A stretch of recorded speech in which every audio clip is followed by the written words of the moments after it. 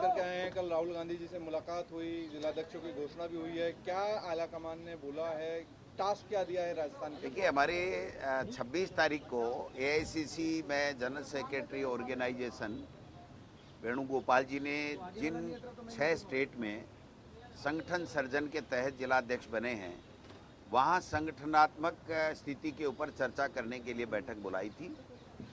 वहाँ पर जो चर्चा हुई उसमें राजस्थान का संगठन अच्छे तरीके से बना है, उन्होंने खुशी जाहिर की। और अभी जो जिला अध्यक्ष बने हैं, ये जो जिला कांग्रेस कमेटी की कार्यकारिणी है, सबकी दोबारा बनेगी, पुनर्गठित होगी, या जो नए जिले बने हैं उनकी नई जिला कांग्रेस कमेटी की कार्यकारिणी बनेगी। तो हमसे समय पूछा था, हमने कहा था हम 15 दिन के अंदर सभी जिला कांग्रेस कमेटियों की कार्यकारिणी बना देंगे। तो हम 15 जनवरी से पहले सभी जिला कांग्रेस कमेटियों 49-50 में से एक का अभी जिला कांग्रेस कमेटी के अध्यक्ष का फैसला होना बाकी है, पार्टी हाईकमान के पास में पेंडिंग है, तो बनाएंगे। बीएलए हमने बना दिए और जो बूथ बढ़ा दिए 52,000 से ज़्यादा 61,000 कर दिए, तो उनके लिए बीएलए और बनाने की प्रोसेस हमने चालू कर दिया है। वो विदिन 7 डेज 7 दिन के अंदर अंदर हम 61,000 चुनाव आयोग में हमारे बीएलए रजिस्टर्ड करा देंगे। मैं समझता हूँ कि ये बहुत बड़ा एक टास्क है जो किसी स्टेट ने पूरा नहीं किया होगा, न बीजेपी ने किया न और किसी ने किया, हमने ये पूरा किया है। तो इसके लिए भी हमें शाबाशी मिली है। और जो एसआईआर में इन लोगों ने बेईमानी और षड्यंत्र करने के लिए जो फार्म नंबर 7 जो काटने के लिए लोगों के 10-10 हज़ार, 15-15 हज़ार, 20-20 हज़ार के ब्लॉक के अंदर जो फार्म दिए गए थे, उनको हमारे बीएलए ने, हमारे नेताओं ने, हम जिला कांग्रेस कमेटी के अध्यक्षों ने, ब्लॉक कांग्रेस कमेटी के अध्यक्षों ने, संगठन के लोगों ने जाकर के वहाँ पर जिला कलेक्टरों और तमाम एसडीओज के धरना दिया, और उससे वो ब्लॉक के अंदर जो फार्म दिए वो ये ऑनलाइन नहीं कर पाए। तो मैं समझता हूँ कि अभी भी हमारे बीएलए के लिए बहुत काम करने के लिए ज़रूरी ये है कि जो चुनाव आयोग, राज्य निर्वाचन आयोग जो पंचायत राज के चुनाव करा रहा है, वो वोटर लिस्ट से 2025 की वोटर लिस्ट से करा रहा है। 7 तारीख तक दावे और आपत्तियां नाम जोड़ने, घटने और संशोधन होने की उसमें तारीख है। तो आज हम एक सर्कुलर और जारी कर रहे हैं हमारे तमाम बीएलए और हमारे तमाम ब्लॉक अध्यक्ष और जिला अध्यक्षों को कि 7 तारीख तक जिसके भी नाम जुड़ाने घटाने हैं उसके ऊपर बीजेपी कोई बेईमानी नहीं करे, उसके ऊपर भी निगरानी रखें, और अपने जो मतदाता हैं, कांग्रेस आइडियोलॉजी के लोग हैं, उनका किसी का नाम जो है वो जुड़ने से नहीं रह जाए। इस तरीके से हम लोग इस दिशा में भी काम कर रहे हैं। और पार्टी हाईकमान ने हमें पूछा कि आगे के 3 महीने का क्या रोड मैप है, तो हमने बताया कि साहब अभी विधानसभा भी चल रही है और मार्च और अप्रैल में देरी से ही सही, लेकिन अब चुनाव करवाना पड़ रहा है, मजबूरी है इनकी, क्योंकि सुप्रीम कोर्ट ने ये कह दिया कि पंचायत चुनाव और नगर निकाय चुनाव अगर आप 15 अप्रैल तक नहीं कराते हो तो कंटेम्प्ट ऑफ कोर्ट लगेगा, आपको कराना ही पड़ेगा। और राज्य सरकार ने, चूँकि पंचायत राज के अंदर 3,000 करोड़ रुपए हमारे लैप्स होने जा रहे हैं, 31 मार्च को लैप्स हो जाएंगे, तो ये भी सरकार के लिए दिक्कत वाली बात हो गई, क्योंकि इन्होंने पहले 1 स्टेट 1 इलेक्शन का राग अल्पाते हुए इन्होंने दिमाग ही नहीं लड़ाया कि संवैधानिक व्यवस्था है, वित्त आयोग आपको पैसा नहीं देगा, भारत सरकार किसी भी रूप में इंटरवेन करके आपको पैसा नहीं दिला सकती है, स्टेट का नुकसान हो जाएगा, ग्रामीण विकास ठप हो जाएगा, वैसे भी ठप पड़ा है। तो मैं समझता हूँ कि इनको चुनाव कराने पड़ेंगे। तो ये मार्च और अप्रैल में हम चुनाव कराएंगे, और नए लोगों को विशेषकर जो हमने कमिटमेंट किया है पार्टी हाईकमान के साथ में, वो ये किया है कि जो पंचायत राज और नगर निकाय के चुनाव में हैं उसमें ज़्यादा से ज़्यादा नए युवा लोगों को मौका दिया जाए, और कम से कम लोगों को, कोई विशेष जो एक्टिव है पॉलिटिक्स में वही परिवार का आदमी चुनाव लड़े, बाकी परिवार का आदमी चुनाव कम से कम लड़े, कार्यकर्ताओं को मौका मिले। ये बात वहाँ पर पे हमने कह करके और हमारा निवेदन हमने हाईकमान को किया है। तो उन्होंने पूरी संगठनात्मक और जो राजस्थान की विधानसभा के अंदर जो परफॉर्मेंस पिछले समय में 2 साल से रही है, उसके लिए भी उन्होंने धन्यवाद दिया है, शाबाशी दी है पूरे पार्टी के तमाम विधायकों को, और जो संगठन में लोग काम कर रहे हैं उन्होंने भी अच्छा काम किया है। तो मैं समझता हूँ कि संगठनात्मक जो स्थिति है वो मजबूत हुई है, और ज़्यादा मजबूत हम अब नए वार्ड बने नगर निकाय के, तो वार्ड की कार्यकारिणी वार्ड अध्यक्षों का भी जो है वो हम जल्दी बनाने का काम करेंगे। और ग्राम पंचायत, पहली बार राजस्थान के अंदर कांग्रेस पार्टी में ग्राम पंचायत अध्यक्ष और उनकी वर्किंग कमेटी भी अब नई पंचायतें बनी हैं, उसके मुताबिक हम बनाने का काम करेंगे, जिससे संगठन और ज़्यादा मजबूती के साथ में काम करे। और हमने पूरे तरीके से ये बताया कि ये सरकार पूरी पर्ची से बनी और जो दिल्ली से पर्ची आती है उसके अलावा कुछ नहीं करती है।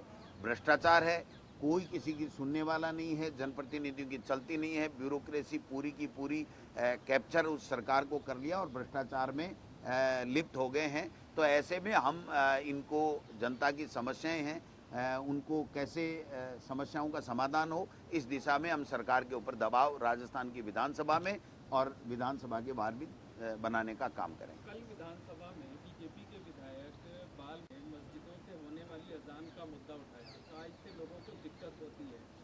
क्या सोचती कांग्रेस पार्टी? मैं समझता हूँ बीजेपी को पुनर्विचार करना चाहिए कि ऐसे लोग भी अगर विधायक बन गए जो सुबह से शाम केवल धार्मिक उन्माद फैला करके अपनी राजनीतिक रोटियां सेकते हैं, ऐसे विधायक के ऊपर तो आगे से चुनाव नहीं लड़ने के लिए प्रतिबंध होना चाहिए सरकारों की तरफ से। लेकिन उनका क्या दोष है? आरएसएस का एजेंडा यही है, बीजेपी का एजेंडा यही है कि धार्मिक उन्माद फैलाओ। आप देखो जो एसआईआर में नाम काटने के आवेदन दिए, किस वर्ग के दिए? 90% उसी वर्ग के दिए। तो बोलो तो क्या साहब ये देखो ये हिंदू और मुस्लिम करते हैं, जबकि ये करते हैं बाल मुकंदाचारी, ये भगवा जो पहनते हैं उनकी तो लाज उनको रखनी चाहिए, उनकी तो थोड़ी बहुत शर्म करनी चाहिए कि आप किस तरीके की बातें कर रहे हो। ये सेकुलर देश है, हमारा संविधान धर्मनिरपेक्ष राष्ट्र की हमें अनुमति देता है। धर्मनिरपेक्ष राष्ट्र में हर समुदाय को, हर वर्ग को, हर को अपनी अपनी आज़ादी है। और ये इस तरीके की कभी ठेले चेक करता है, कभी लाउड स्पीकर चेक करता है। एक एमएलए का यही काम रह गया क्या? एक सर, राज्य सरकार जो है वो शराब की जो दुकानें हैं उनके बंद होने का समय बढ़ाना चाहती है। आपकी पार्टी सवाल उठा रही है, कह रही है कि इससे क्राइम बढ़ेगा, महिलाओं से जुड़े अपराध बढ़ेंगे। मैं समझता हूँ कि शराबबंदी का समय आ गया और ये शराब का समय बढ़ा रहे हैं। इनको तनख्वाह देने के लिए पैसे नहीं हैं तो और कोई कर्जा ले लो, लेकिन पूरी रात तो दारू मत खोलो। तो ऐसा नहीं करने देंगे, आप निश्चिंत रहें। करेंगे तो उसका पुरजोर शब्दों में विरोध करेंगे। छोटा सा जी, एक प्रेम भाईसा का मैटर है जोधपुर में, वो साध्वी थी, मैंने भी सुना। देखो मैं ज़्यादा तो डिटेल में नहीं जानता, लेकिन उसकी बड़े लेवल पे जांच होनी चाहिए और सच सामने आना चाहिए। और ये सनातन की बात करने वाली सरकार के लिए डूब मरने वाली बात है कि अभी तक उन्होंने किसी तरीके की कोई जांच नहीं बैठाई और ढंग से जांच नहीं की। हाई लेवल की एक कमेटी बना करके इनको पूरी तरीके से जांच करानी चाहिए कि उनके साथ में ये हादसा किस प्रकार से हुआ। जो भक्त हैं, जो श्रद्धालु हैं, वो लगातार सीबीआई जांच की मांग कर रहे हैं। उनका कहना है कि हमें लोकल एजेंसीज पर भरोसा नहीं है, सीबीआई भी इनकी तो बिकी पड़ी है, लेकिन चलो ठीक है, इनसे तो ठीक ही है। इन वाली एजेंसी तो ठीक है, वरना सीबीआई कहाँ क्या काम कर रही है आप बताओ? वो भी तोता बन गई है इनकी। हमने भी कहा था कल परसों कि रोजाना का टंटा मेट लो। अरे 2 साल ये हो गए, 5 साल अशोक गहलोत जी की कांग्रेस की सरकार और 5 साल वसुंधरा जी की सरकार। तब भी बहुत पेपर लीक की एफआईआर लॉन्च हुई थी, आपको पता होगा। यही किरोड़ी जी थे जो आज मंत्री बने बैठे हैं। इन्होंने 17 दिन तक यहाँ धमाचौकली मचाई थी कि रीट में ये हो गया, वो हो गया, भर्तियों में ये हो गया। तो ये 12 साल की सीबीआई जांच करा लें, दूध का दूध पानी का पानी हो जाएगी। लेकिन इनको कराना कुछ नहीं है। इनको एक ही बात बता रखी है कि भ्रम फैलाओ, झूठ बोलो, जोर जोर से बोलो और इतना जोर से बोलो कि वो सच के नज़दीक करे। आपको कुछ करना नहीं है, केवल आपको भ्रम फैलाना। ये भारतीय जनता पार्टी और आरएसएस का एजेंडा। तो भक्तों की तरफ से जो सीबीआई जांच की मांग की जा रही है, कांग्रेस पार्टी समर्थन कर? हाँ, क्यों नहीं, 100%। हर वो मुद्दा जिसमें जनता ये चाहती हो कि हमें यहाँ से न्याय नहीं मिलेगा, तो वो सेंट्रल एजेंसी के लिए, चाहे वो सीबीआई हो, उसके लिए मांग कर सकती है। ये खुद ही करते थे जब हमारी सरकार थी। तो पता नहीं कितने किरोड़ी जी के तो कोई 1000 भाषण होंगे जिसमें सीबीआई ईडी वो एक ही राग गल पाते थे। आजकल बंद हो गए, वो अलग बात है। सर, एक महत्वपूर्ण प्रश्न, आप दिल्ली गए थे और 2 साल की परफॉर्मेंस को देखते हुए और आगामी जो टास्क को देखते हुए जो गोविंद सिंह डोटासरा और टीकाराम जूली की जोड़ी है प्रदेश के अंदर, उसको आप किस तरह से असेस करते हैं और क्या फ्यूचर में चैलेंज लेते हैं पंचायती राज में?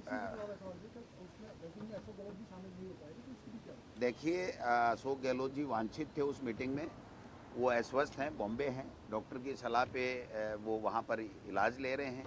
राहुल गांधी जी ने खुद के फ़ोन से फ़ोन मिलाया खड़गे साहब ने, और दोनों ने हमारे सबके सामने उनके स्वास्थ्य के बारे में हालचाल पूछा। उन्होंने कहा ज़्यादा से ज़्यादा 10-12 दिन 15 दिन के लिए डॉक्टरों ने मुझे और एडवाइस किया है, तो उस हिसाब से मैं इलाज ले रहा हूँ, क्योंकि उनके 1 महीने तक लगभग निमोनिया रहा और लंग्स में काफ़ी इन्फेक्शन आ गया। एंटीबायोटिक 1 महीने तक ली तो काफ़ी ज़्यादा वीकनेस भी आ गई और भी कई तरह की दिक्कतें हो जाती हैं। तो मैं समझता हूँ कि वो हमेशा बॉम्बे के डॉक्टरों से ही इलाज लेते हैं, तो उनके हिसाब से उनकी गाइडेंस में वो लोग बाग चल रहे हैं। मैं समझता हूँ कि पार्टी हाईकमान ने राजस्थान में जो जूली जी, मैं या जितने भी लीडर हैं, वो सब एकजुटता के साथ में राजस्थान के अंदर कांग्रेस को मजबूत कर रहे हैं और बीजेपी की सरकार को घेरने का काम कर रहे हैं। इसके लिए पूरे संगठन और सब लोगों की पीठ, कांग्रेस के तमाम नेताओं की पीठ थपथपाई है और आगे के लिए पंचायत राज चुनाव में हम नए लोगों को लेकर के आएँ और ज़्यादा से ज़्यादा कांग्रेस पार्टी जीते, इस दिशा में हमने उनसे कमिटमेंट किया है। उन्होंने कहा कि ठीक है आप चलिए, और आगे उसके बाद में भी रोड मैप ये तय किया है हाईकमान ने कि 6-6 महीने से क्या प्लान प्रदेश कांग्रेस कमेटियां, तमाम प्रदेश कांग्रेस कमेटियां, एक की बात नहीं है, वो किस तरीके से आगे प्लान लेकर के कांग्रेस को मजबूती के लिए काम करती है, कांग्रेस को वापस जिन स्टेट्स में नहीं है वहां पर कैसे वापस आए, इस दिशा में काम कर रहे हैं। तो ये एक सतत प्रक्रिया की बात उन्होंने की है, लेकिन उन्होंने प्रदेश के कांग्रेस का जो वर्कर, जो नेता, जो संगठन, जो विधानसभा में विधायक, एमपी जो भी काम कर रहे हैं उनके ऊपर पूरी तरीके से संतुष्टि जताई। ठंड के मौसम में बेमौसम की बारिश हो रही है, जो है किसानों का काफ़ी नुकसान हो रहा है, लगातार अभी भी बारिश हो रही है। इस सरकार की गलत नीतियों के कारण से भी किसान परेशान है और ऊपर से ये ओलावृष्टि मैं समझता हूँ कि किसान को बर्बाद कर रही है। लेकिन इन सरकार के प्राथमिकता में किसान, गरीब और उनकी समस्याएं हैं ही नहीं।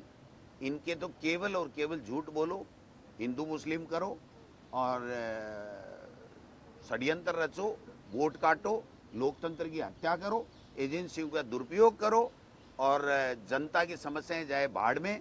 इनके जेब में टका आना चाहिए, इनका काम उल्लू सीधा होना चाहिए। ये जो नीति है मैं समझता हूँ ये प्रदेश के लिए खतरनाक है, इसका हम लोग विरोध करेंगे। किसानों की समस्याओं को आपको उठाएंगे 100%। पहले भी आपने देखा 4-5 दिन का सदन था, उसमें भी किसान के लिए हर मुद्दे पे उठाया। तो मैं समझता हूँ कि किसान के जो अतिवृष्टि के कारण से नुकसान हुआ उसमें भी इन्होंने भेदभाव किया, उस मुद्दे को भी हम लेंगे।